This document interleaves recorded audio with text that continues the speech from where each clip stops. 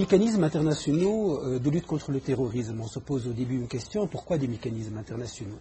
Il est vrai que depuis un moment, et notamment depuis le début des années 2000, les terroristes utilisent des moyens énormes financiers, des moyens humains. C'est un phénomène qui devient de plus en plus transnational, transfrontalier, ce qui fait que des mécanismes internationaux se posent et s'imposent.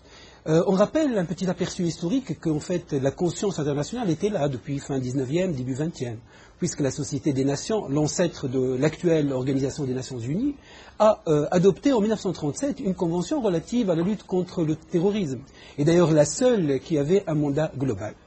Sur le plan de ces mécanismes, on pourrait peut-être les présenter en deux volets. Un volet normatif, réglementaire, et un volet institutionnel, opérationnel. Sur le plan normatif, le plan universel et le plan régional. Sur le plan universel, aucune convention internationale globale en matière de terrorisme. Je m'explique.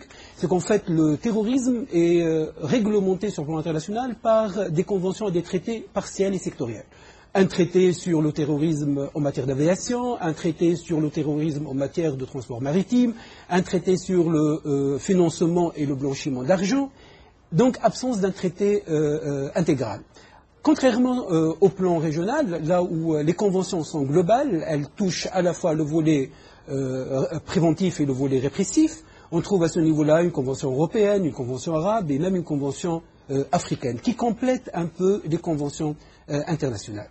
Toutes ces conventions prévoient ou traitent la question de la même manière, d'une manière très similaire.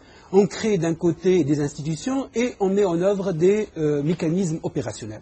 Sur le plan institutionnel, là, on réalise que depuis le 11 septembre 2001, bien sûr, avec les événements qui ont marqué, je pense, l'humanité et l'évolution du terrorisme, le Conseil de sécurité des Nations Unies a adopté une résolution très importante, c'est la résolution 1373, dans laquelle il invite tous les États à adopter des mécanismes globaux, des mécanismes législatifs, des mécanismes institutionnels, des mécanismes préventifs, des mécanismes juridictionnels pour lutter contre le terrorisme et surtout un échange d'informations et une coordination avec les instances intervenant en la matière et notamment le Interpol et le Europol.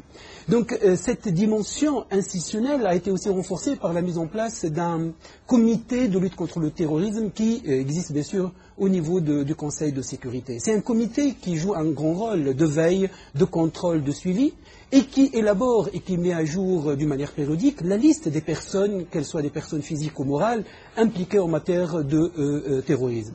Plus encore, il fait le suivi aussi de la mise en application des conventions internationales en la matière.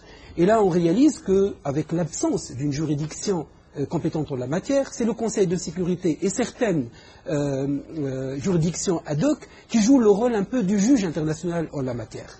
Un juge international qui pourrait intervenir quelquefois par des mécanismes un peu légers, par exemple le gel des avoirs, par la menace de rompre les relations diplomatiques, les relations commerciales, mais quelquefois on va vers la contrainte armée, là où le Conseil de sécurité a utilisé bien sûr ce mécanisme en se basant sur le chapitre 7 de la Charte des Nations Unies, en engageant une guerre en Afghanistan en 2001 et récemment d'une manière relativement déguisée en Libye et en Syrie, là où on voit aussi une intervention armée contre l'État islamique. Reste un dernier point qui est très très important, c'est le fait de trouver un équilibre entre les mécanismes internationaux de lutte contre le terrorisme, mais surtout la protection des droits humains.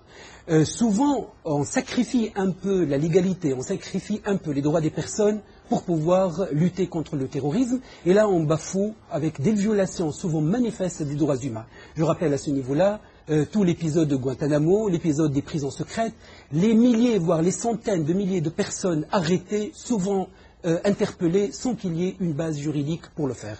Donc je finis mes propos en disant que lutter contre le terrorisme, c'est très important, mais la protection des droits des personnes est aussi importante que la lutte contre le terrorisme.